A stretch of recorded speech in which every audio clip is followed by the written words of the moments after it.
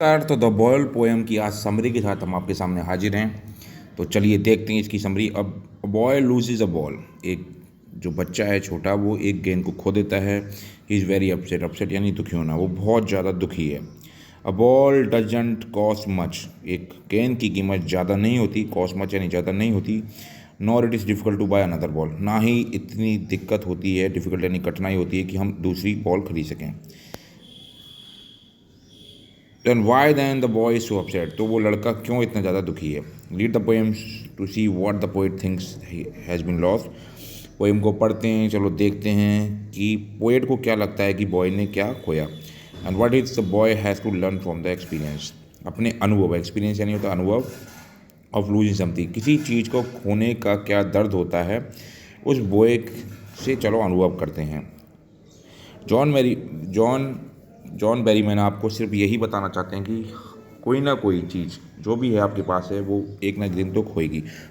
तो आपको उसका दुख नहीं मनाना है। चाहे वो इंसान हो या कोई वस्तु हो, उसका एक निश्चित समय रहता है कि वो आपके पास रहेगी, उसके बाद वो चीज़ आपसे दूर चली जाएगी। इसलिए उसका के बारे में दुख नहीं करना है। आप पोएम स्टार्ट करते हैं। What is a boy now. What is a boy now who has lost his ball. जिस लड़के की गेंद खो गई है उसकी दशा कैसी है। What is a boy now, अब वो कैसा है, अब उसे क्या करना है। Who has lost his ball, अब वह क्या करेगा। वह लड़का कहता है what he is to do, उसे क्या करना। आई सा इट को, मैंने गेंद को खुशी से उछलते हुए देखा। मेरे लिए बाउंसिंग डाउन, मैंने खुली प्रसन्नता से बाउंस कूदते उछलते हुए डाउन द स्ट्रीट, गली में जाते हुए देखा। डाउन द स्ट्रीट, स्ट्रीट यानी गली, गली में जाते देखा। एंड देन उसके बाद मेरे ओवर, और मेरी जो खुशी है वो वहाँ से ख़त्म हो गई। अब यहाँ पे भावार्थ है कि सांसारिक वस्तुओं से जो एक तरह का प्यार हो जाता है, अगर वो आपसे दूर जाती है तो आपको दुख होता है। ठीक है। कभी कहता है कि लड़के को बताने का कोई लोभ नहीं है कि संसार में अन्य गेंदें भी हैं।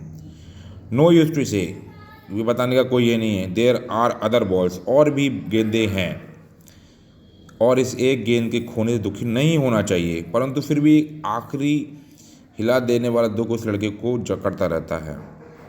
N ultimate seeking grief fixes to boy, और वो आखिरी दुख उसे हिलाता रहता है। अल्टीमेट, आखिरी सेकिंग उसे हिलाता, ग्रीफ यानी दुख होता है। एज ही स्टैंड रिगेट, और वहाँ पे वो कठोर रूप से खड़ा होकर, कांपता हुआ, कठोर होके, ट्रम्बलिंग, कांपता हुआ, स्टार्टिंग डाउन, उस बंदरगाह के जल में। ठीक है, स्टार्टिंग डाउन ऐसी यंग डेज इनटू हार्बर, उस बंदरगाह के जल में। वेयर इज बॉल वेंट, जहाँ उसकी गेंद गई थी। टकटकी लगा कर देखता है, क्या लगा के देखता है, टकटकी, जिसे स्टीयरिंग बोलते हैं। आई वुड अवॉल्वेंट, I would not introduce him on him, मैं उसे बीच में जाके नहीं करूँगा। कठोर रूप से खड़े होकर कांपता हुआ बंदरगाह के जल में उसकी गेंद भी गई। टकटकी लगा कर देखता है, बालपन के दिनों का स्पर्श करता है। अब कभी अपने बचपन में चला गया। कभी यहाँ कहना चाहता है कि सांसारिक वस्तु खोने पर दुख ना करे, इसे मोह न रखें। यदि एक वस्तु खो भी जाए तो दूसरी प्राप्त कर ले, जीवन को रुकने न दे, निरंतर चलने दे।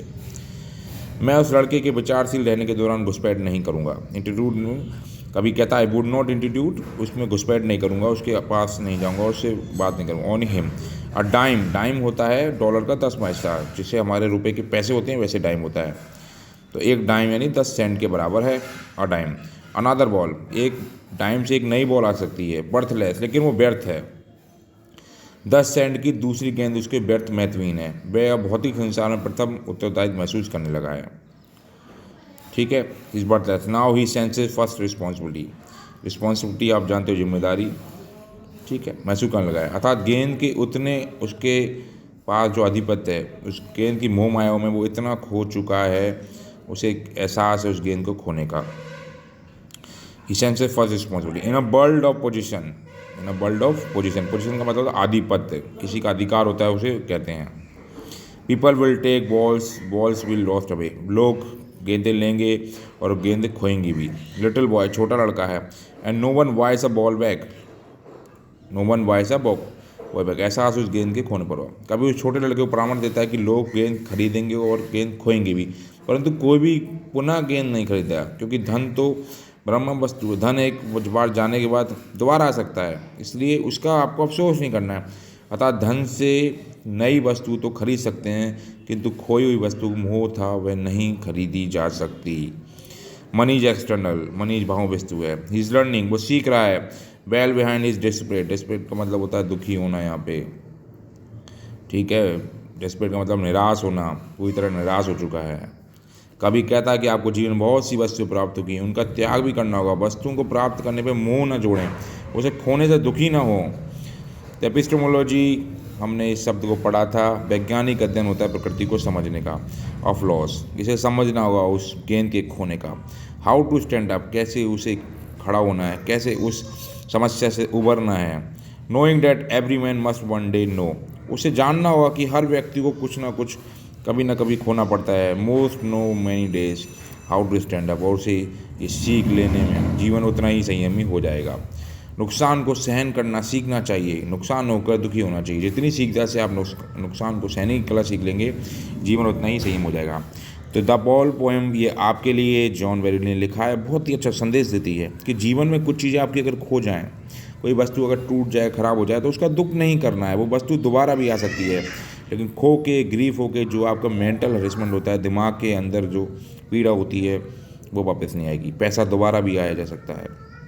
एक गेंद की कीमत से वो समझाता है कि एक गेंद एक टाइम में वो वापस आ सकती है 10 सेंट में, लेकिन फिर भी वो टकटकी लगा के उसे बंदरगाह की तरफ देखता रहता है। तो आई होप ये पोएम आपको बहुत अच्छी लगी होगी, और ज़रूर बस एक छोटी सी रिक्वेस्ट है, लाइक ज़रूर करें, और हो सके तो कुछ कमेंट में भी लिख दें। शेयर कर दें अपने दोस्तों के साथ जो आपके साथ 10th में पढ़ रहे हैं। इसी के साथ थैंक यू वेरी मच आप सभी का।